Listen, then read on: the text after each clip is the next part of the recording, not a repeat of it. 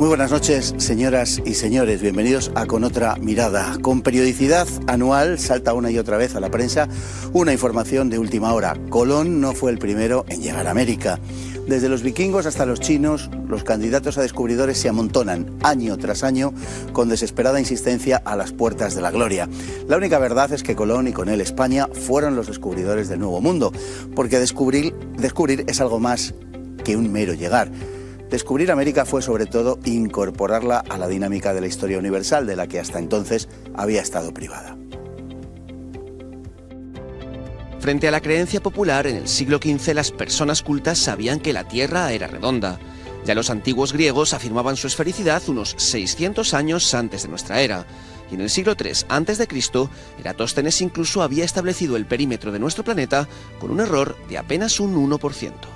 Los marinos se contaban entre quienes menos dudas tenían al respecto. Muchos de ellos habían navegado las costas atlánticas de Europa y del norte de África, y hacia fines de ese periodo varias expediciones se habían adentrado más allá del estrecho de Gibraltar, algunos hacia poniente. Los vikingos, tras alcanzar Groenlandia, habían llegado hasta la isla de Baffin y Terranova, donde tocaron tierra y se asentaron durante un breve periodo a comienzos del siglo XI. No tiene nada de extraño que arribasen a las costas boreales de América, ya que parte fundamental de su expansión se dirigía hacia el oeste, que parecía ejercer sobre ellos una irresistible atracción. Hubo luego otras expediciones, pero de ninguna de ellas tenemos la seguridad de qué es lo que encontraron y ni siquiera de qué es lo que buscaban. Es el caso de la leyenda de Madoc, probablemente elaborada por los ingleses para reivindicar sus derechos sobre América, ya que surge en el siglo XVI, durante el reinado de Isabel I, mortal enemiga de España. En 1291, unos navegantes genoveses, los hermanos Vivaldi, emprendieron una expedición de la que no se sabe con exactitud cuál era su derrota, aunque sí que su destino era alcanzar las regiones de la India a través del océano. ¿Pensaban atravesar el Atlántico para alcanzar Oriente tal y como haría 2 siglos más tarde Cristóbal Colón? Jamás se sabrá, por cuanto, cabotando las costas atlánticas del actual Marruecos, se perdió su rastro para siempre. Desde el oriente, precisamente, parece que en algún momento podría haberse acercado al continente americano una gran flota china comandada por Zheng He, en el primer tercio del siglo XV. No hay, sin embargo, pruebas concluyentes, ni algo más que lo que podríamos denominar indicios dudosos. Los documentos que refieren estas expediciones se perdieron unos años después, tras el incendio de la ciudad prohibida de Pekín.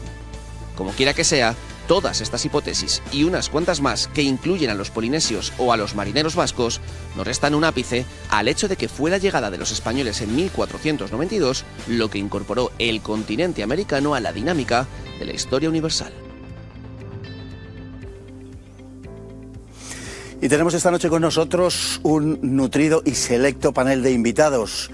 En primer lugar, don Juan Sánchez Galera, bienvenido. Pase con nosotros. Armador y escritor de magníficos libros. Gracias. Tome usted asiento, por favor. Don Javier Sáenz del Castillo, que se demora con esa intencionalidad de aparecer como una estrella de la televisión. Don Javier, muchas gracias por estar con nosotros, profesor de la Universidad San Pablo CEU. Y no sé por qué también el señor Barbadillo, don Pedro Fernández, que también se demora lo suyo. ¿Qué tal? Placer tenerle también con nosotros. Bueno, estamos hablando de la figura de Colón, ya saben ustedes, cada 12 de octubre, en torno a la fecha, pues, como hemos dicho antes, con periodicidad cansina, anual, salen noticias frescas de la llegada de los vikingos a América.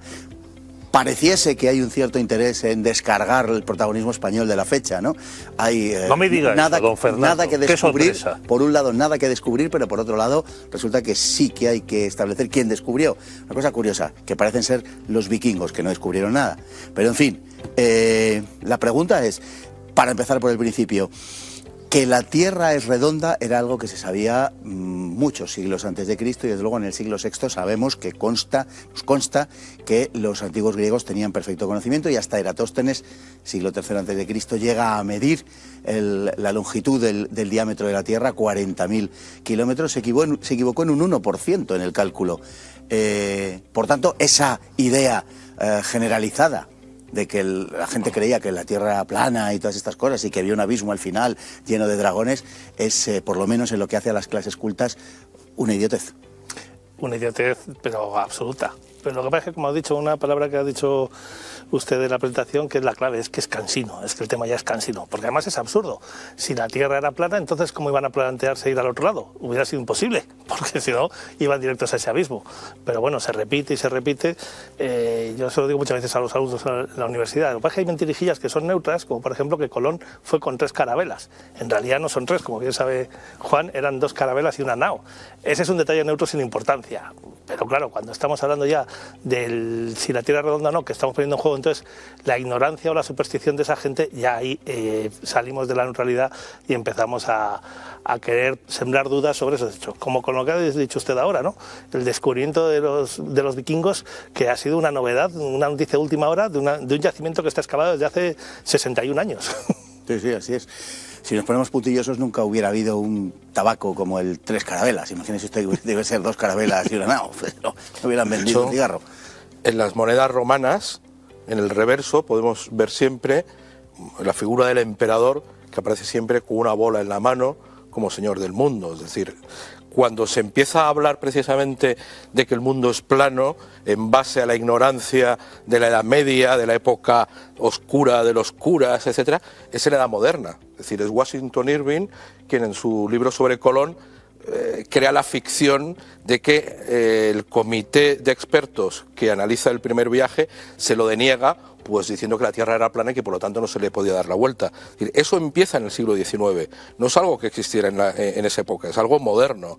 Es decir, intentar darle a la Edad Media, a esa época en la que la Iglesia es la que domina el entorno cultural, pues esa imagen de oscurantismo, de ignorancia, que en absoluto había. Don Pedro Fernández Barbadillo en una ocasión lo definió perfectamente hablando del siglo XIX y de esa tentación ampliamente cumplida de novelar la historia y de recrear la historia desde un punto de vista novelesco, ¿no? Y no sé exactamente qué frase empleaba usted, pero reflejaba con precisión esa idea de que, bueno, daba un poco igual.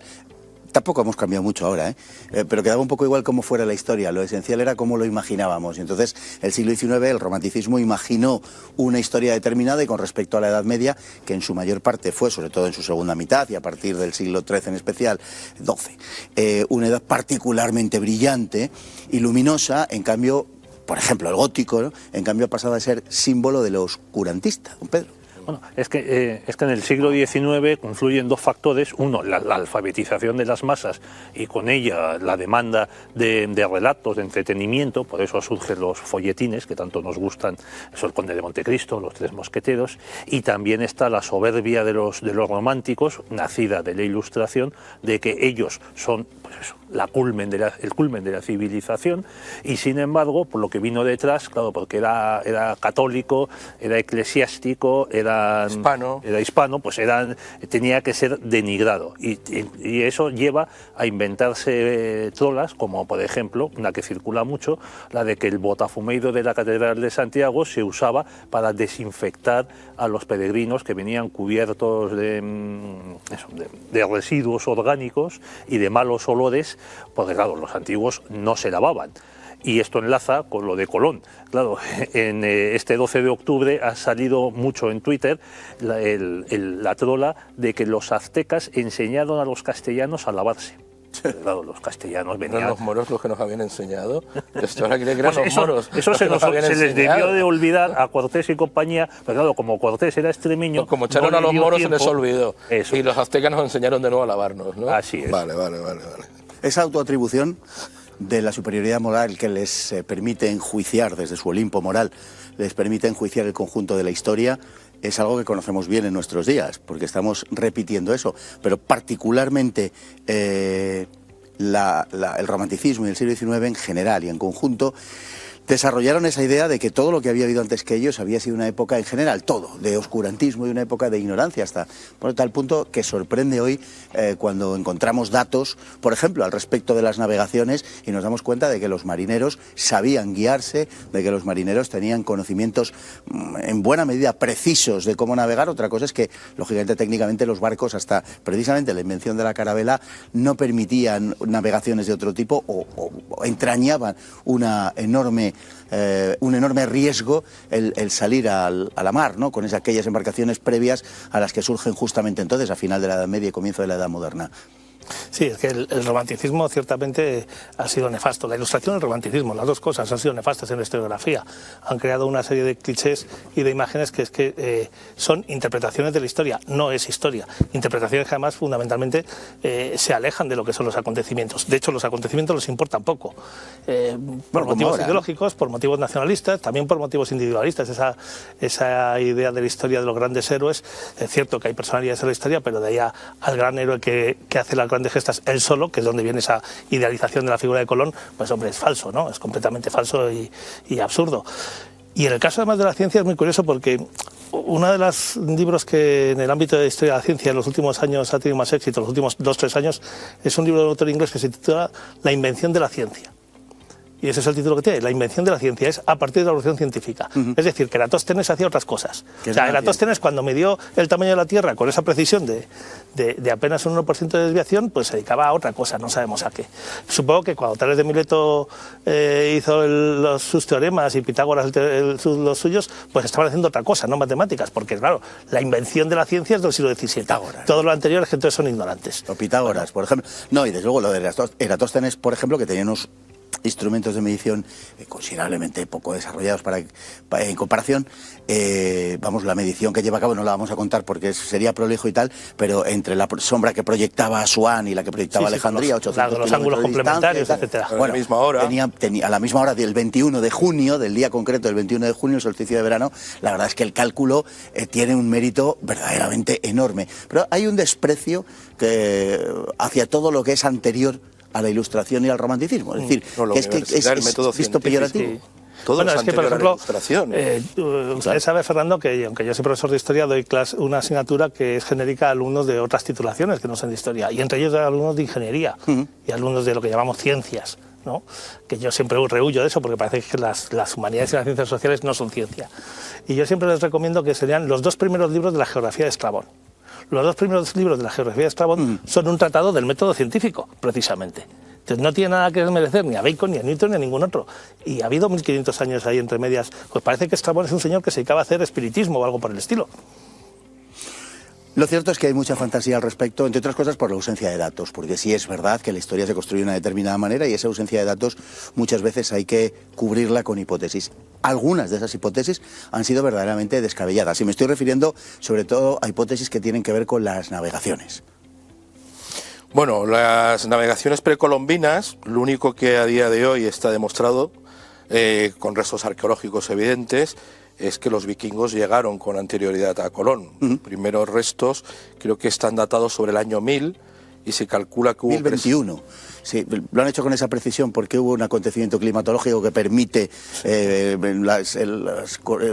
partir de los árboles, permite datarlo y los restos más antiguos parecen ser del año 1021, a comienzos del siglo XI. Y están hasta el año 1300 más o menos. Pues hay una presencia... En Groenlandia, en América menos. En la zona de Terranova. Sí, unos 300 años, que es lo que pasa, que no dejaron nada, es como Fleming.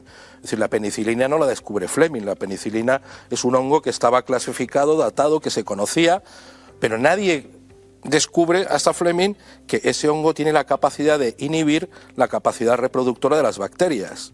Es el descubridor de las propiedades de ese hongo. Entonces no podemos quitarle, a nadie se le ocurriría quitarle el mérito a Fleming de descubrir la penicilina, ¿no? Yo creo que pasa exactamente lo mismo con el descubrimiento de España por parte de América, ¿no?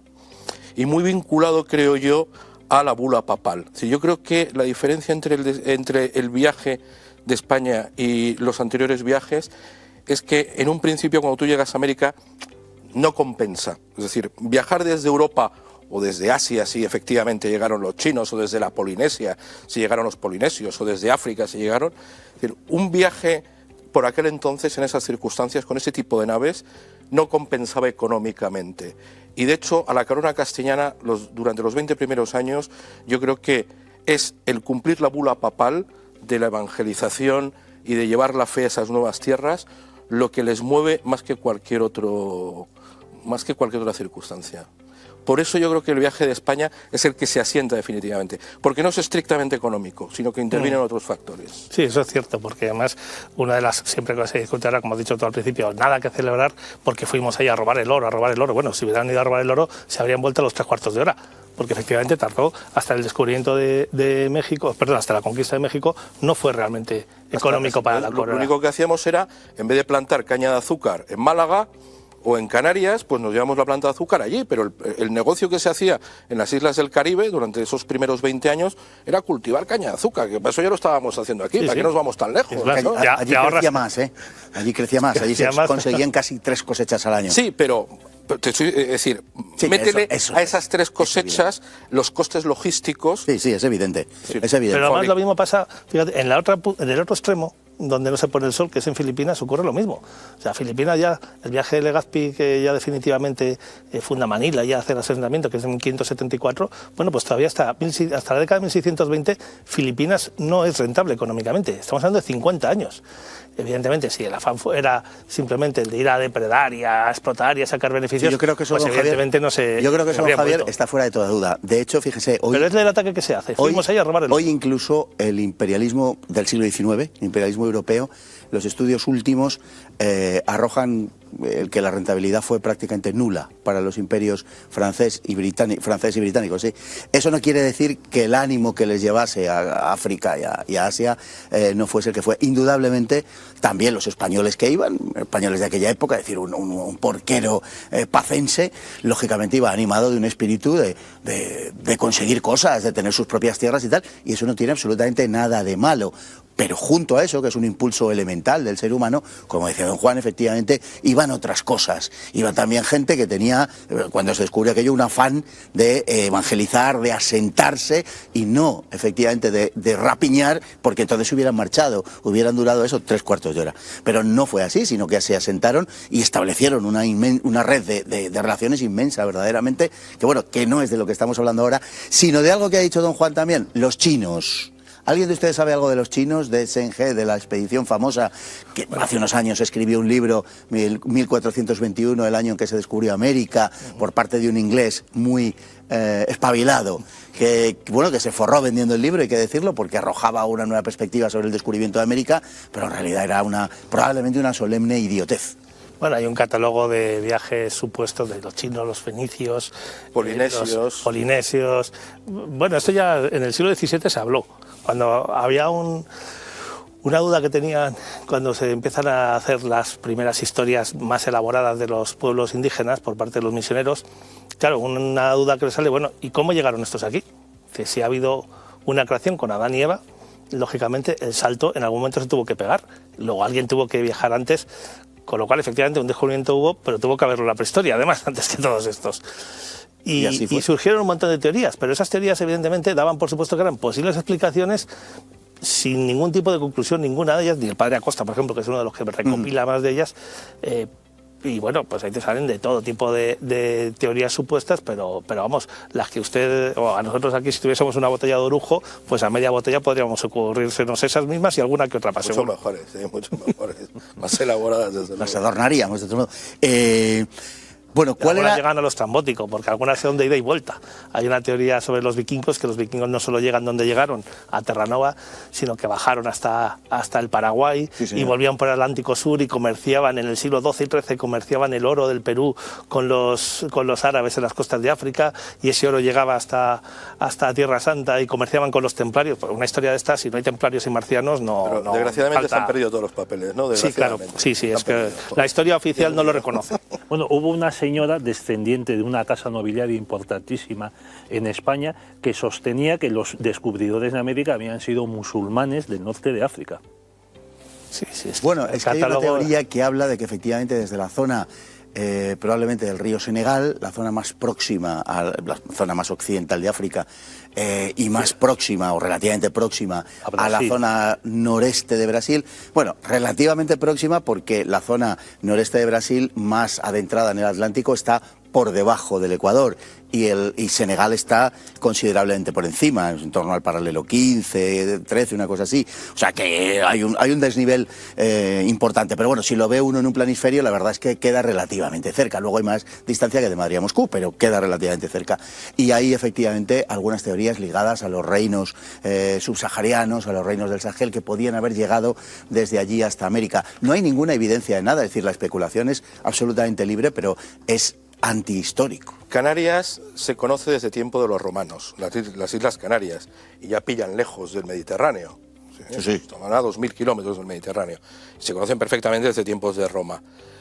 Desde Canarias, entre los meses de septiembre y octubre, tú echas un bidón, sobre todo desde La Palma, la isla que desgraciadamente tenemos ahora tan en noticia, y llega a América. Porque hay una corriente que son los alisios y te lleva a América. Es decir, no es nada descabellado que hubieran podido llegar incluso por azar. Yo qué sé, sales a pescar, te pierdes, te quedas dormido y acabas en América. Se puede dar.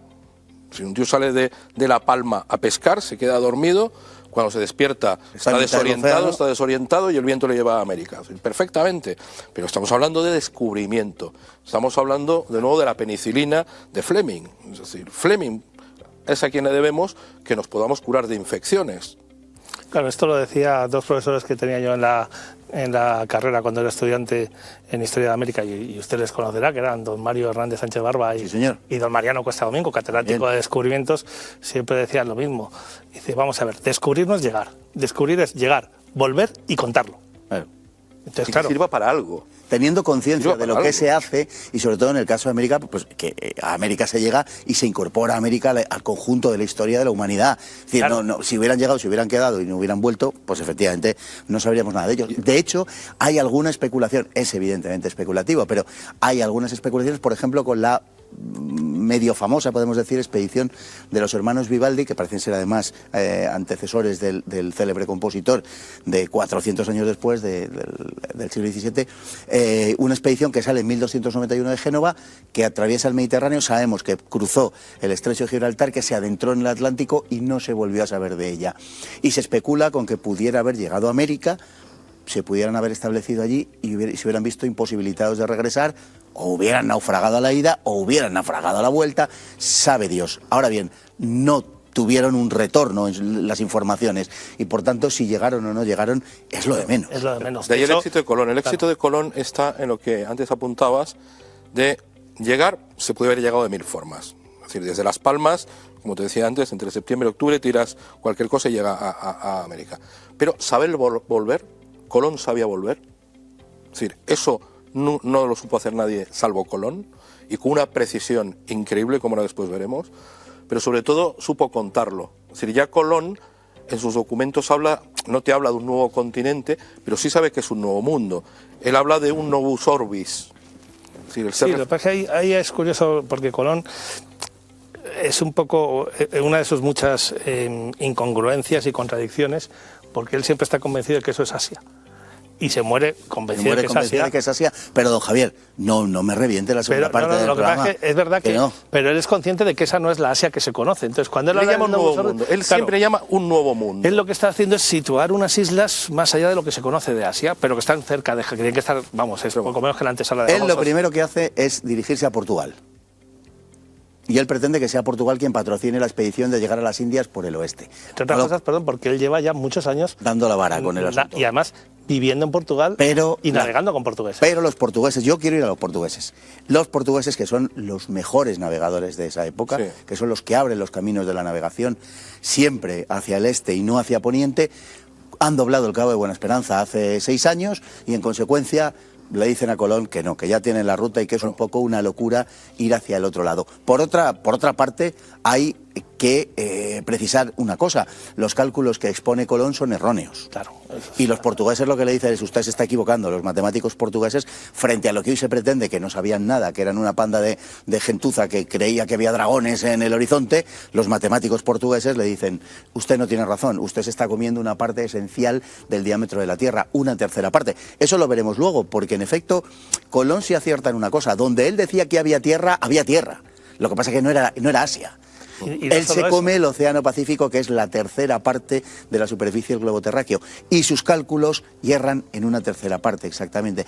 Así que, abundando un poco las tesis de don Juan, luego se pelearán entre ustedes, él parecía saber que a una determinada distancia Sí, había... de hecho, además, él no- sí. es decir, hay un dato, y es que él cuando vuelve, como bien apuntabas, él estuvo, creo recordar que 9 años en Portugal. Estuvo navegando 9 años. Yo creo bueno, que un poquito más, pero Pues, bueno, da, no importa. no, 10, pero más o da menos, igual. sí. Sí. El caso es que fueron ya unos años. Fue una buena... Y llegó hasta Guinea, hasta el asentamiento hasta Guinea. que tenían los portugueses en lo que ello es Ghana. De hecho, su hijo nace en las Azores. Se conoce todo lo que es las posesiones portuguesas, las navega. Él cuando vuelve de América, para en las Azores. Claro, esto hoy día nos puede parecer algo muy normal. Bueno, pues paró en las Azores. A ver, las Azores es una cabeza de alfilar en mitad del Atlántico. Sí, sí. Y cuando tú no sabes de dónde vienes, no puedes ir a las Azores. Es decir, el mejor navegante que había por aquel entonces, de hecho, nadie quería embarcarse con Colón, porque Colón no tenía prestigio ninguno. Se embarcan a raíz de que es Pinzón quien dice, oye, pues yo también formo parte de esta aventura. Entonces, ahí en tropel, todo el mundo se apunta y Colón pasa de no tener marineros. Hay que decir a los barcos. espectadores que Colón es un hombre que hoy lo conocemos, pero que en ese momento Nadie lo conoce. era un señor de tercera fila, y Pinzón es como si estás hablando de Fórmula 1 y estás De hablando la ahora mismo navegación. Es decir, de- Pinzón de- era de el no número sé, uno de barquero. la navegación. Pinzón cuando vuelve llega a Galicia, porque se pierden. Es decir, en el viaje de vuelta hay una tormenta, entonces los dos barcos que vuelven, que son la Pinta y la Niña, se separan y Pinzón llega a La Coruña, lo cual es un éxito enorme. Se equivocó en 1000 kilómetros. Pero Colón llega a Lisboa, me va a decir usted. No, espera un momento. Se equivocó en 1000 kilómetros, que 1000 kilómetros es un éxito rotundo, porque teniendo en cuenta que no tenías cartas de navegación y que no sabías de dónde venías, tú con un compás, es decir, con una brújula, no puedes ver el rumbo. Si no sabes de dónde vienes, no puedes marcar la brújula hacia dónde vas. No sé si me explico. Sí, sí, claro. Tienes que estar elaborando las cartas de navegación y tener instrumentos. Y Pinzón, que era el mega navegante de la época, se equivocó solo en 1000 kilómetros. Con que Pinzón hubiera llegado a Suecia, ya hubiera sido también un éxito, porque hubiese vuelto a Europa. Sin embargo, Colón llega primero a las Azores. Es decir, donde recala primero en las Azores, que él ya lo conocía porque de hecho nace allí su hijo Hernando. Sí, y ahí es donde se casa. Sí, es donde se casa y nace su hijo. El que llegase a las Azores, que es una cabeza de alfiler en mitad del Atlántico, quiere decir que Colón sabía perfectamente de dónde venía, conocía la ruta perfectamente de vuelta, si no es imposible. Pero es que ya desde las Azores a la península era un camino que se llevaba décadas haciendo. Claro, ahí no Es hay decir, estaba súper conocido. Y él a donde llega no es a Palos de nuevo, que es donde tenía que haber llegado, sino que llega a Portugal. No es que me he equivocado, perdón, he llegado aquí a Portugal. Mire, rey don Juan, ¿se acuerda usted que hace unos años me dijo que no? Vengo de descubrir lo que usted decía que era imposible. a tocarle las narices Era un hombre- al monarca portugués. Efectivamente, llega... Hay una cosa, nos tenemos que ir a publicidad, pero hay una cosa interesante.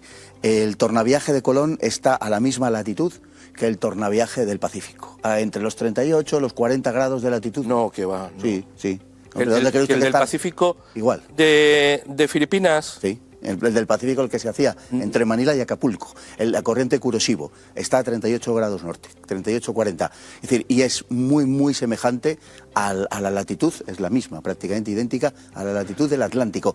Y eso indica que tenía un conocimiento de las corrientes marinas, que luego se tardó 50 años en aplicar en el Pacífico, pero Colón sí lo tenía.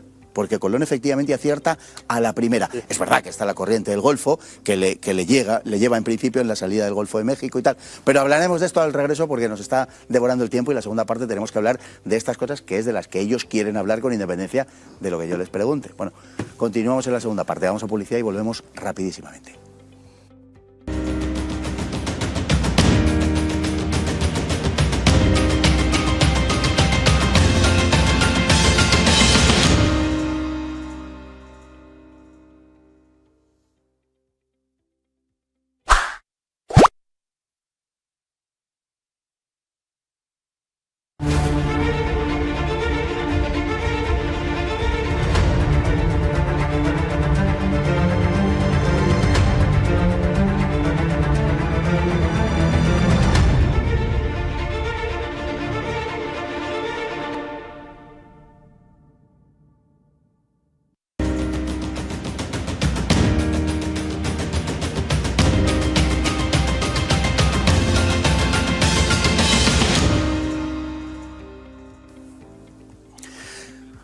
Pues ya estamos de vuelta para hablar de Cristóbal Colón, un hombre misterioso, indudablemente en sus orígenes, algo de lo que nos van a hablar nuestros invitados hoy, pero primero vamos a ver unas imágenes acerca de la vida de Colón y a plantear algunos de los misterios. Es verdad que hay muchas cosas sobre las que no hay certeza, pero bueno, es un terreno para la especulación también fundamentado en la escasa documentación que tenemos y en algunos indicios que podemos obtener de modo intuitivo, racional. Bueno, vamos a verlo. El origen de Cristóbal Colón ha sido considerado uno de los más sugestivos misterios de la historia, sobre todo porque fue alimentado tanto por el propio Colón como por su familia, como admitió su propio hijo Hernando.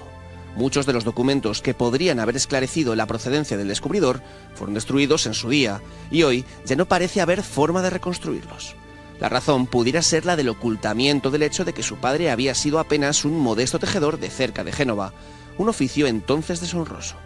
Hay muchas pruebas que apuntan a ese origen, pero lo cierto es que no escribía en italiano apenas nunca, ni siquiera a su propia familia. Las pocas veces que lo hizo lo escribió de un modo deficiente y con erratas notables. ¿Pero es esta prueba suficiente? No parece.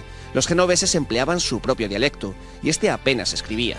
Además, Colón pareció confesar tal origen cuando reclamó un mayorazgo para su familia en España, mientras que en otra ocasión admitió que su mayor deseo era tener una casa en Génova. Además, en su testamento solo nombra a amigos suyos genoveses, con excepción de un judío de Lisboa. La mayor parte de sus escritos, sin embargo, están en castellano, con numerosos portuguesismos, eso sí, lo cual tampoco significa gran cosa, porque seguramente el castellano lo aprendió durante los 11 años que pasó en Lisboa. El padre Las Casas, que le conoció personalmente, testimonió que el marino hablaba un castellano con acento extranjero, aunque no dijo cuál, dejando claro que nuestro idioma no era su lengua materna. Sin embargo, el acento no debía ser muy chocante, y no parece haber duda de que se trataba de un acento mediterráneo. Escribía en latín de forma algo confusa, y la influencia que se acusa es castellana, no italiana. Colón se dirigió a la corte portuguesa antes que a la española para que le financiara el viaje, pero eso no tiene nada de raro, por cuanto Portugal era en aquel momento la primera potencia marítima y la más avanzada en las cosas del mar. Algunos autores han sostenido la catalanidad de Colón, e incluso Madariaga afirmaba que Colón era en realidad de origen judío catalán, razón por la que había emigrado a Génova. En su origen sefardí coinciden otras tesis, aunque lo remiten a Mallorca o Ibiza. Tampoco el análisis a través de la lengua escrita o hablada es necesariamente determinante. Entre los marinos de aquel tiempo y de todas las épocas se da un tipo humano que habla varias lenguas pero que no domina completamente ninguna, resultando muy difícil establecer su origen. Es posible, después de todo, que sucediese esto con Colón.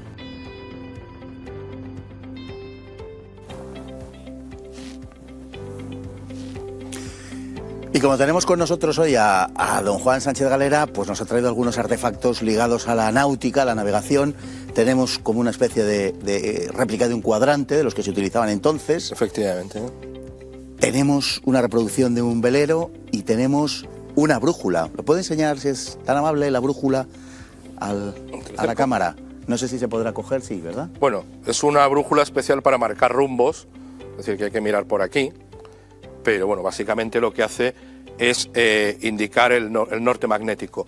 Una de las cosas, y ya hablando de Colón, que descubre, es decir, aparte de que descubrió América, fue indiscutiblemente el mejor marino que ha habido en la historia. Porque él en sus viajes es el que descubre, hasta entonces no se conocía, que el norte magnético, que es lo que marca la aguja de una brújula, no coincide con el norte geográfico.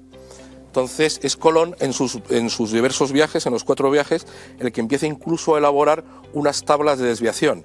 ¿Por qué? Porque una cosa es el norte geográfico y sin embargo el norte magnético viene determinado por el núcleo de la Tierra, que es de hierro fundido dando vuelta. Entonces, igual que la Tierra va girando sobre un eje, ese núcleo que produce el magnetismo pues va girando de una forma un poco más amorfa. Moviendo de este modo el norte magnético. Con lo cual el norte magnético no coincide nunca con el norte geográfico. Hay siempre una desviación de la cual se aplican unas tablas que se corrigen. Es decir, tú coges con la brújula y aplicas la desviación en función del año y de la ubicación donde estés. Y Colón es precisamente quien descubre este fenómeno. Por lo tanto, es quien le da una aplicación real y moderna a la brújula. Es al mismo tiempo el que empieza a utilizar el cuadrante náutico, que es este instrumento, que sirve para... Bueno, el cuadrante antes que nada es un poco casero, lo he hecho en casa, pero esto de aquí es un adorno de una romana. Tiene 2000 años, con lo cual pues le damos ya cierto tinte histórico, ¿no? Compensamos una cosa con la otra. Entonces el cuadrante lo que hace es que mirando a través de su arista, por ejemplo a la polar, te da la latitud a la que te encuentras. Y también te sirve para calcular la longitud viendo a qué hora ha cogido el Sol su altura máxima. Este instrumento, quien empieza a utilizarlo en navegación de altura es Colón en sus viajes, a tal punto que ya en la expedición de Juan Sebastián Elcano casi toda la dotación de instrumentos de navegación son cuadrantes. Posteriormente el cuadrante lo perfeccionan los ingleses llamándose sextante. Y se cree que los que empiezan la navegación científica son los ingleses con el sextante. Los ingleses, si no hubiera sido por 2 siglos de españoles navegando con el cuadrante, no hubieran conseguido... 2 siglos de nada, que diría aquel, ¿verdad? Sí, nos han hecho unas cuantas. También Drake, cuando volvió 50 años después de Elcano, pretendió ser el primero en dar la vuelta al mundo. Y otro tema que es muy interesante de ver... El barquito. Es el barquito, pero para entender lo que es un viaje de ida y un viaje de vuelta. Es decir, los barcos, bueno, podemos estar acostumbrados a decir, pues iban para un sitio o iban para otro, porque para hoy día para nosotros es normal que marcas un rumbo, vas para allá o coges el volante en un barco, en un coche, pero cuando los barcos se movían a vela, los barcos de esa época no tenían una cosa que llevan los modernos, que es esto de aquí, que es la orza, no la tenían, y el timón, que aquí sobresale por debajo del casco, pues no sobresalía, sino que estaba a la altura del casco. ¿Qué es lo que pasa? Que estos barcos solo podían navegar cuando llevaban el viento de popa. Es decir, el viento les empujaba por detrás, por lo tanto iban hacia adelante. Y con el timón, pues más o menos iban corrigiendo un poco el rumbo. El viento también les podía entrar, que se llama de aleta, es decir, por aquí, por la esquina. Podían navegar algunos de través, es decir, que el viento les entraba de lado. Pero en ese caso, el barco iba para adelante un poco y otro tanto para el lado. Sí, porque el viento también lo desplazaba de lado. En función de que tuviesen más o menos superficie mojada, se desplazaban menos, lo que se llama, es decir, abatimiento. Con posterioridad, los barcos modernos llevan la quilla, con la orza, y el timón sobresaliendo. Con lo cual, lo que hacen es que se crea un plano de deriva que impide que el barco se vaya de lado. Y al ir de lado pueden ir no pueden ir directamente contra el viento, pero sí pueden ir engañando al viento, pueden ir zigzagueando. En definitiva, los barcos antiguos, los barcos de Colón y hasta la era de los barcos de vapor, un barco de vela no podía volver por el mismo sitio por donde había ido. Claro. Entonces, ahí es donde está el secreto de no ya solamente de ir a América, sino de saber volver. Se bajaba a Canarias.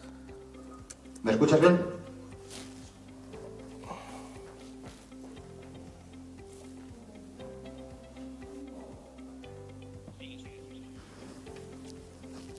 Sí, puede continuar, ha sido problemas del directo. El caso es que todos sabemos que Colón baja hasta Canarias. Colón no sale directamente desde Palos. Hubiera sido lo lógico, es decir, si tiene que ir hacia el oriente, pues sale de Palos directamente, marcando 90 grados hasta llegar a... Pero él va a Canarias. Desde Palos a Canarias ahí, pues habrá unos 2.000 kilómetros. Sí. ¿Qué necesidad había de meter 2.000 kilómetros a un viaje que ya de por sí se consideraba excesivamente largo? Pues porque los únicos vientos que te llevan a América salen precisamente de Canarias y salen, como dije antes, entre los meses de septiembre y octubre, que son las fechas que escoge Colón para salir de Canarias. Así fue, así fue. Y ya, si nos fijamos, desde Canarias lo que haces es prácticamente ir recto hasta el Caribe. Es decir, que Colón, por fijar este hecho, que no es baladí desde luego, tenía perfecto conocimiento de cuáles eran los vientos en esa zona del Atlántico, en la zona de Canarias, porque usted acaba de decir precisamente que septiembre-octubre es la época en que le permite casi dejarse llevar, como está usted Colón necesariamente sabía cómo se iba y cómo se volvía, porque Colón va hasta Canarias, lo cual era absurdo.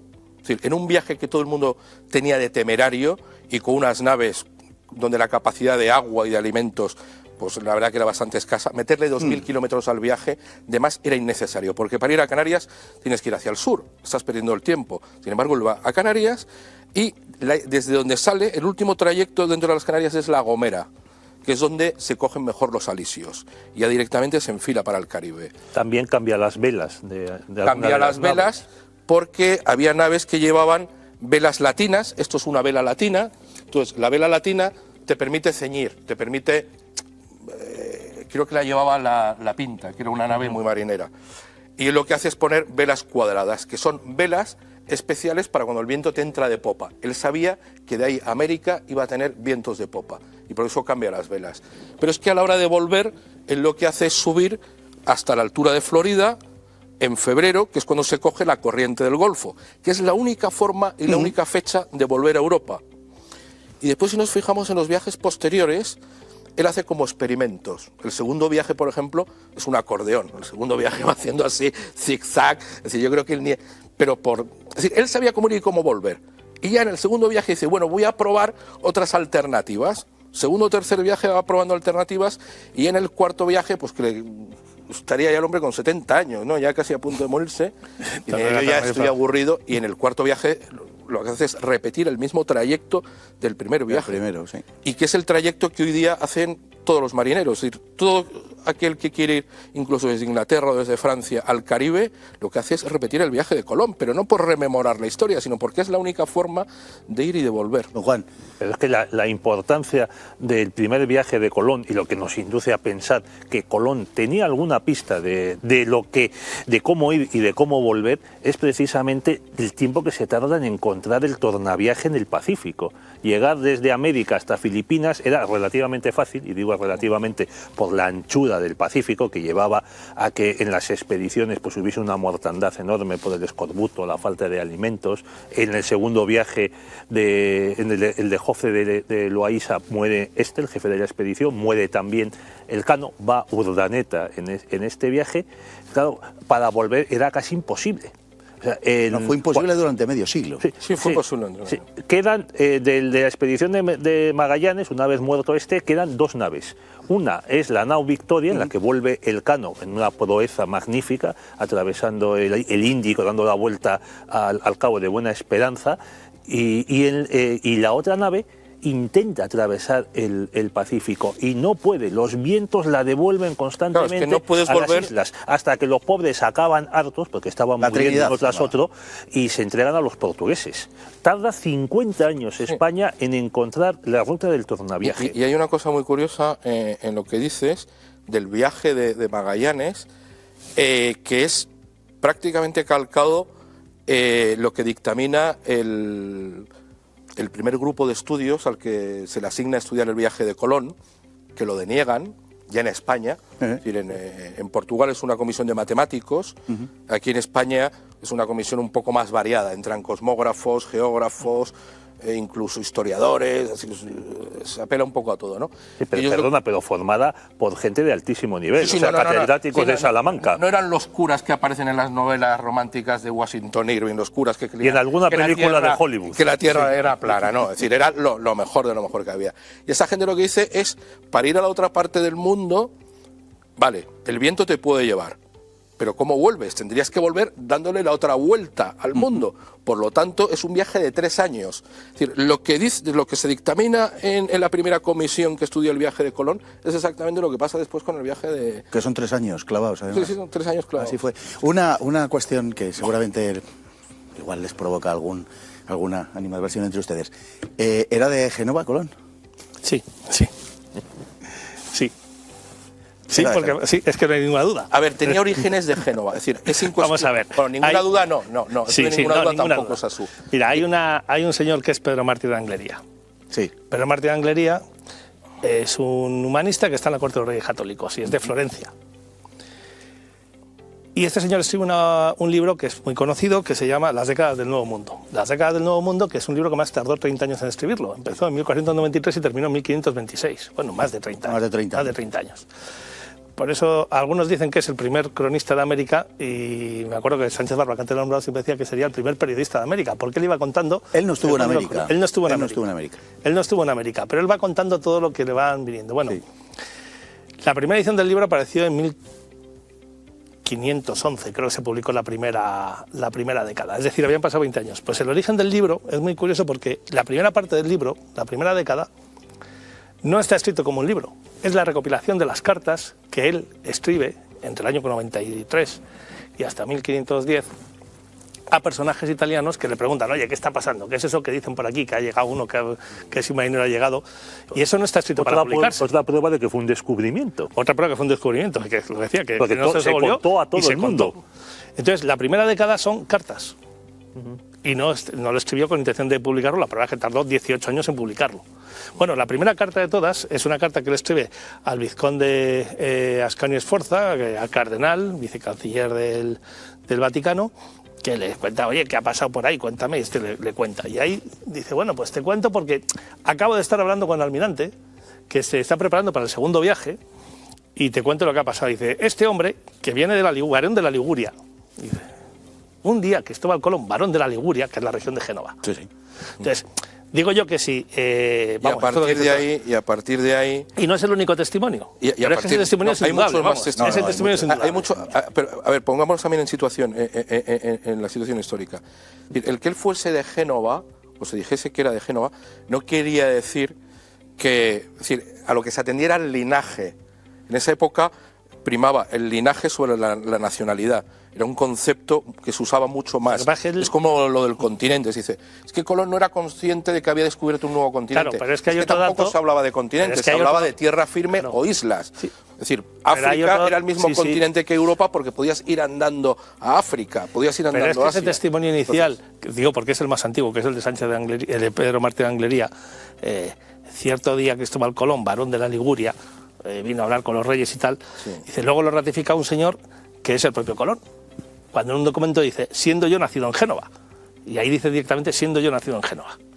Yo siempre he dicho lo mismo, cada vez que sale este problema digo, hombre, normal cuando uno diga que siendo yo nacido en Génova es porque ha nacido en Albacete. Suele suceder. O que ha nacido en Tomelloso. La vinculación de Cristóbal Colón con Génova viene dado por esos datos. Después se hace alusión a la partida de nacimiento ahí en Liguria, pero no es la suya, porque entonces tenía que haber muerto con 50 años, cuando murió con 70 años, es decir, que eso no está en absoluto claro. Juan Cabot, cuando sale de Inglaterra en 1495, el embajador de España en Inglaterra le manda una carta, creo que secreta, a los Reyes Católicos. Y digo embajador porque España tenía embajadas. España es quien inaugura en el mundo las embajadas y el derecho diplomático y el derecho internacional.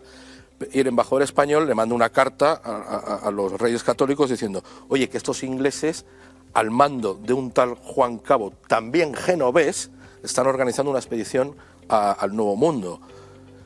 Pero era un tema que ya Bartolomé de las Casas, que era muy amigo de Cristóbal Colón, también lo describe como genovés. No, yo creo que no llega a amigo del hijo. Él lo que Bartolomé de las Casas lo que dice, que habla castellano, dice, pero con un acento que él no sabe. Sí lo cuenta en la Historia General de las Indias, que es la que nos dice explícitamente que es genovés. Dice explícita, pero porque ahí está la duda. Les pido disculpas. Ahí precisamente son los puntos de duda, porque es lo primero que dice. Es decir, cuando uno empieza hablando de Colón, lo primero que dice, Colón, que es genovés, el tío como que quiere afianzar que es genovés y dejarlo como muy claro. Por ejemplo, en esa Historia General, porque claro, Las Casas es que escribió muchas cosas. Bueno, Las Casas era un hombre que tenía compulsión en la muñeca. La verdad es que Colón se podía haber dejado a Las Casas en Sevilla. Que fue Colón quien llegó a Las Casas. Y le trajo. ¿Sabes cuál fue el primer regalo que le trajo Colón a las Casas? Pues seguro que era un esclavo. Un esclavo. Claro, digo porque es que Las Casas fue América inicialmente como tratante de esclavos. Claro. Bueno, en su testamento, Colón solo cita genoveses, con excepción de un judío de Lisboa. Todo el resto de personal que cita es genovés. Bueno, luego el tema del idioma, por ejemplo, es que no es concluyente, como bien habéis dicho en el vídeo. Además es que había una especie de koiné, una especie de lengua franca que se hablaba en toda esa región, que es lo que se llama el levantisco. Sí, señor. Que había un catedrático recientemente fallecido, uno de los mejores expertos que hay sobre el tema, que es Juan Gil de la Universidad de Sevilla, que lo tenía muy estudiado, este tema del levantisco y tal, y es lo que realmente hablaba Colón. Pero es que ese levantisco, con pequeñas diferencias, según fueras de una zona, de una isla o de un puerto distinto, es lo que hablaban básicamente pues todos los que estaban desde Sicilia hasta Marsella y desde Valencia hasta Génova. Y particularmente los marinos. Y particularmente los marinos, sí. Entonces no hay... claro, dices, es que no hablaba exactamente un italiano perfecto, como tampoco... Es que no hablaba italiano, es que no hay textos de Cristóbal Colón en italiano. Es que cuando él se dirige a su banco, para empezar es que en esa época no existía el italiano siquiera. No, pero cuando él en todas las cartas personales suyas a genoveses y a genovas están escritas en castellano. Sí. Porque no sabía hablar. Pero porque el idioma propio de Liguria no se escribía. Claro, el No, es que no se dialecto escribía. genovés no se escribía. No se escribía. Claro, es lo que explica, efectivamente. Es más, él cuando habla, cuando escribe en latín, que es un latín bastante malo, cuando escribe en latín, el latín está afectado por castellanismos, no por portuguesismos. Es indudable que él adoptó el idioma castellano, eso está claro. Y tiene su explicación, él es una persona autodidacta, él probablemente todo el afán de él por ocultar su origen tiene una explicación muy sencilla, y es que era un origen relativamente humilde y aspirar a todo lo que... Su padre era comerciante, casi con total seguridad de la parte de la evidentemente era una serie de limitaciones estamentales que no le beneficiaban. Javier, pero claro, es que Colón... es que él era una persona autodidacta. Sí. Entonces él realmente lo que es ya adquiere una formación reglada lo hace ya mayor, ya lo hace práctica, y lo hace cuando ya está navegando con los portugueses. Ya lo hace en la década de los 20, 30 años. Y ahí ya no está él en el ambiente del Mediterráneo donde él ha empezado a navegar, sino que él ya está en el Atlántico. Y entonces ya el idioma suyo de referencia, cuando probablemente, no lo sé, esto no puedo llegar a afirmarlo, pero probablemente es cuando ya él llegó a aprender a escribir. Ya no se mueve en un ambiente italoparlante, sino que se mueve en un ambiente que es lusoparlante y castellanoparlante. Sí. Entonces, claro, esto hace que al final, pues, es el caso del típico emigrante que se va joven a un sitio y 30 años después, pues es que ya su propio idioma casi lo olvida. Y hablando de parlar, don Juan, me encanta que quiera usted hablar, porque eso significa que tenemos materia sobrada para volver a encontrarnos aquí. Hoy por hoy hemos consumido el tiempo que tenemos, lamentablemente, pero en fin. Pues hay que volver, porque tenemos que explicar el por qué Colón sabía regresar. Sí, por supuesto que lo haremos. Quiero felicitarles a los tres calurosamente, porque nos han dado una verdadera lección acerca de este asunto, incompleta desgraciadamente. Bueno, hemos tenido ocasión también de conocer algunas cuestiones de navegación que normalmente no se explican y que las ha explicado de una manera singularmente, de verdad, brillante y didáctica don Juan Sánchez Galera, al que le agradecemos especialmente haber estado hoy con nosotros. Muchísimas gracias. Sí. Don Javier, lo mismo le digo a usted, y don Pedro Fernández Barbadillo, pues, en fin, habitual de estos saraos. Desde luego, se ha pasado el tiempo volando. Se ha pasado el tiempo volando o navegando. O navegando. Y también había veces que se corría bastante. Y a ustedes igualmente, pues agradecerles que estén ahí cada día y prometiéndoles que de verdad aclararemos, espero, que terminemos por aclarar algunos de los puntos referentes a Cristóbal Colón y el descubrimiento. Muchas gracias y hasta mañana, Dios mediante.